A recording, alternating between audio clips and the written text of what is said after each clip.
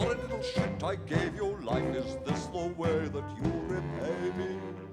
Oh yes, indeed, you'll rue the day. Don't say I didn't tell you so. If he had the wit to realize what he could do with his potential. Only you would try, I'd swell with pride, 'cause you would be like me. The first 2 years of my childhood were wonderful. Just me and Mum and me and my voices, evacuated from the East End to Shillingford, Oxfordshire. Idyllic. And I remember everything. Bombs whumping and deranged cows budging into the kitchen and Mum shushing them out with a broom. I was freakishly precocious. First words at 4 months, and I could have a conversation with you at 10 months, and that's pretty scary. And I was running. I had to be strapped into my pram. I can still smell that pram and feel the sticky blue leatherette of it. I hated it, that tugging. At the bottom of the garden, the long garden, the Thames with paddle boats, and sardined they were with dancing, battle-happy on-leave soldiers and their girls, dancing and laughing and shouting back to me, and the music, this sort of stuff.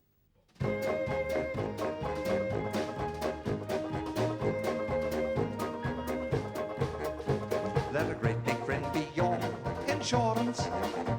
Take out the GE policy today. Just grin, grin, grin, misfortune flies away, and Mr. Opportunity takes off his hat to say, keep on smiling, the pirates are brave with gold. Your father grinned on the dotted line, and out the barrels rolled. Let a great big friend be your insurance. Take out the GE policy today. Now Mrs. Grimm lives down our street, and a grin would crack her face.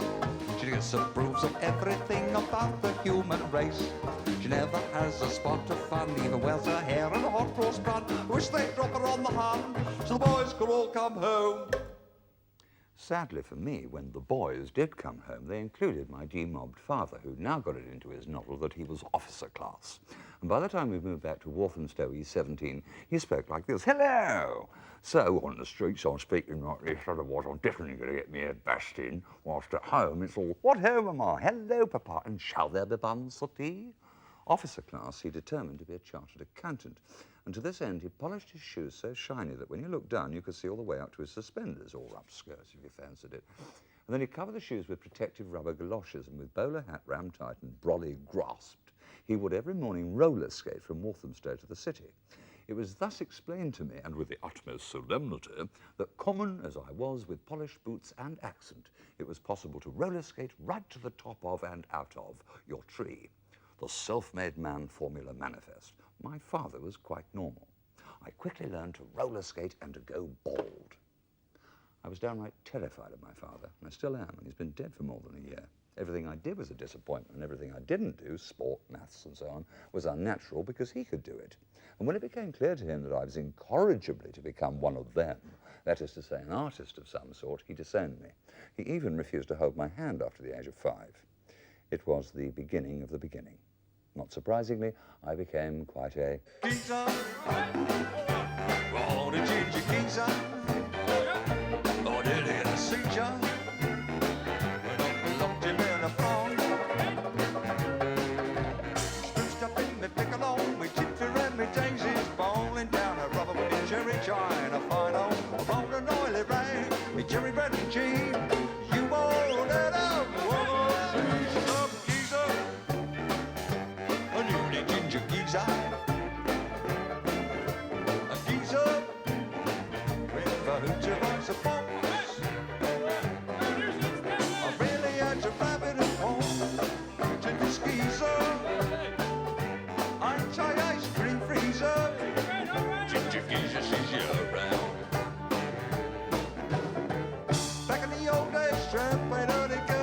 Slater plays a solo on his bass saxophone.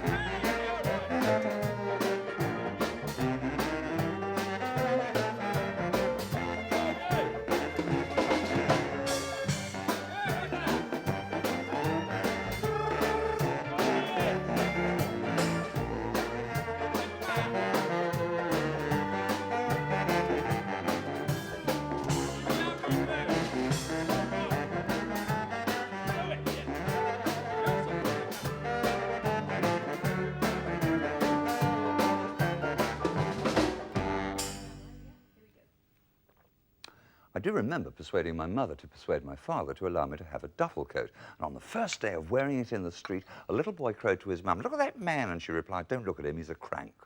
My fringe was licked and secured with a hair clip. I was wearing my school tie. My mum explained to me, "Cranks, we don't know any of them, and moreover, they're common." I was 13. I then tried to be a teddy boy, hiding my draped jacket and drainpipes behind the coal bunker. The posh accent, which had literally been bashed into me, kept leaking out, so in that particular gang, I was tolerated as an amusing mascot. My mum taught me to knit and crochet when I was tiny, and teddy boys don't knit. Meanwhile, my father spent the last 20 years of his life vigorously watching television.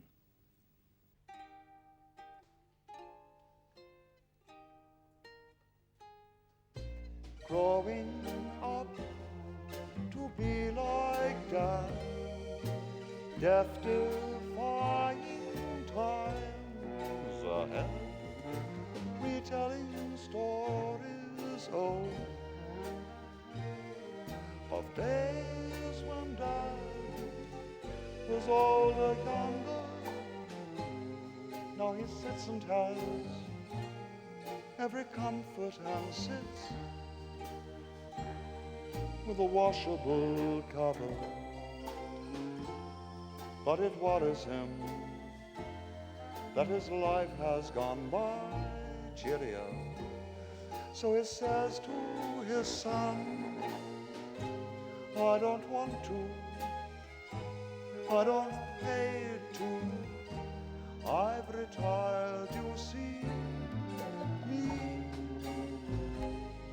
But it worries me, how can I convey you might turn out to be possibly an armchair like me."